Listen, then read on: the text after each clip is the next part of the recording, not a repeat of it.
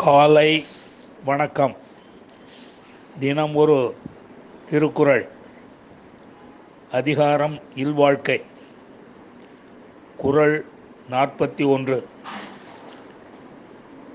இல்வாழ்வான் என்பான் இயல்புடைய மூவர்க்கும் நல்லாற்றின் நின்ற துணை.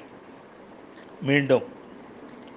இல்வாழ்வான் என்பான் இயல்புடைய மூவர்க்கும் நல்லாற்றின் நின்ற துணை. இதன் பொருள், இல்லறத்தில் வாழ்பவனாக சொல்லப்படுகிறவன் அறத்தின் இயல்புடைய மூவருக்கும் நல்வழியில் நிலை பெற்ற துணையாவான். மீண்டும். இல்லறத்தில் வாழ்பவனாக சொல்லப்படுகிறவன் அறத்தின் இயல்பு உடைய மூவருக்கும் நல்வழியில் நிலை பெற்ற துணையாவான்.